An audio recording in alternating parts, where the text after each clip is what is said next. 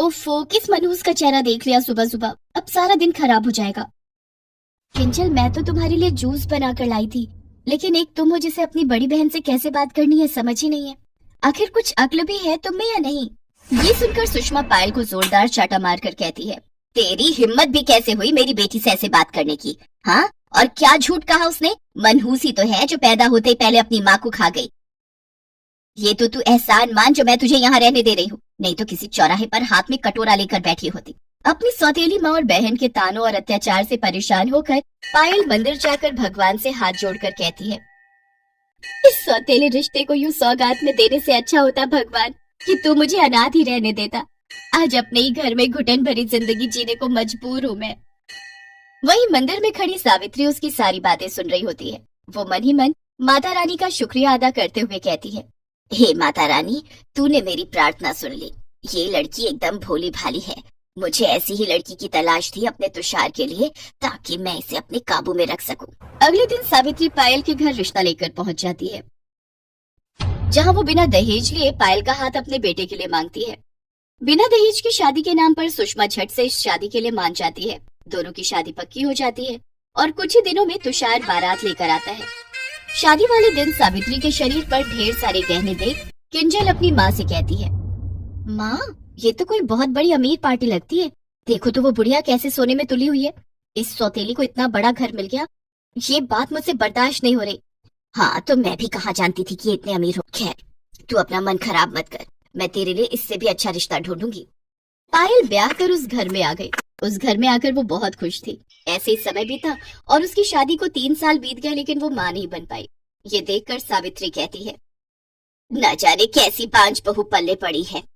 इसकी शादी को 3 साल हो गए, लेकिन अभी तक इस घर को वंश नहीं दे पाई।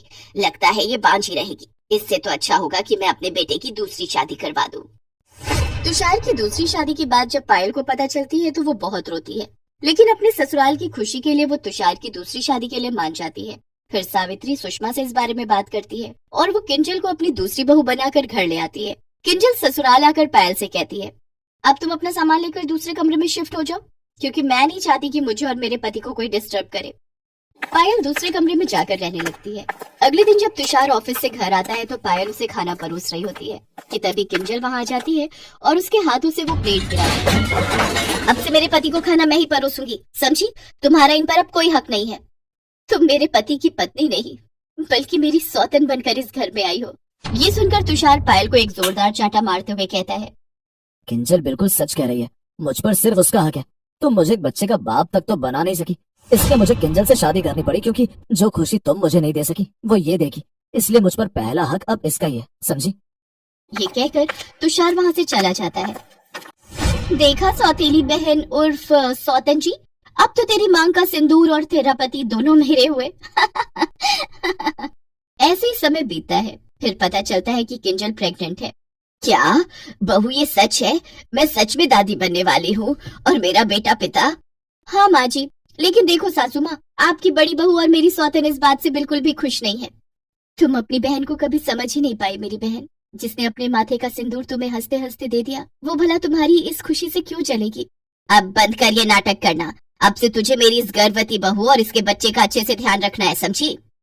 अब पायल किंजल की दिन रात सेवा करती, लेकिन किंजल थी जो कि अब भी अपनी हरकतों से बाज नहीं आ रही थी। वो कोई ना कोई तरकीब निकाल ही लेती थी। एक रोज पायल उसे फल काट कर देती है, जिसे किंजल चुपके से बाहर फेंक देती है और जानबूझकर पपीता काट कर अपनी प्लेट में रख लेती है। फिर जाकर अपनी सास और पति से कहती है, माँ जी ये देखिए, आपकी लाडली बहू पायल ने मुझे पपीता खाने को दिया है, ताकि मैं और मेरा बच्चा दोनों ही मर जाए। किंजल रोने धोने का नाटक करके पायल को तुषार के हाथों पिटवा देती है। तुषार उसकी खूब पिटाई करता है। नहीं नहीं, मुझे मत मारिए, वो झूठ बोल रही है। पायल इसी तरह किसी न किसी के गुस्से का शिकार होती। कभी उसका पति तो कभी सास उसे खूब ताने देती। वैसे कलेजा तो तुम्हारा बहुत जलता होगा ना अपनी सौतेली बहन को अपने पति की बाहों में देखकर। जानती हो किंजल, एक औरत सब बर्दाश्त कर सकती है, लेकिन अपने पति का बंटवारा नहीं। लेकिन मैंने अपनी बहन के लिए वो भी किया। इतना प्यार करती हूँ मैं तुमसे। सिंदूर तो क्या, अगर अपने जिस्म का हिस्सा बेचकर भी मुझे तुम्हारी खुशियां खरीदनी पड़ती तो मैं उससे भी पीछे नहीं हटती। पायल के मुंह से ऐसी बातें सुनकर किंजल की आंखें भर आती हैं और वो पायल के गले लग जाती है। लेकिन तभी उसे प्रसव पीड़ा शुरू हो जाती है। घर पर उस वक्त कोई नहीं होता। पायल जल्दी से उसे अस्पताल ले जाती है। कुछ देर बाद तुषार और सावित्री भी वहाँ पहुँच जाते हैं, जहाँ डॉक्टर उससे कहता है, अगर थोड़ी देर और हो जाती तो कुछ भी हो सकता था। माँ और बच्चे दोनों की जान को खतरा हो सकता था। इनका सारा पानी बह गया था। किंजल पायल को देखकर उससे कहती है, मुझे माफ कर दे मेरी प्यारी बहन, जो मैंने तेरा घर तोड़ा, बचपन से आज तक तेरी खुशियाँ छीनी। मैं कभी अच्छी बहन बन ही नहीं पाई। हाँ पायल, हमें भी माफ कर दो, हमने तुम्हें गलत समझा। सच में पायल बहू, तुम बहुत अच्छी हो, हम सबको माफ कर दो। नहीं नहीं, आप सब ऐसा मत कहिए, अब बीती बातों को भुलाने में ही भलाई है। 2 दिन बाद किंजल बच्चे को लेकर घर आ जाती है। फिर सब खुशी खुशी एक साथ रहते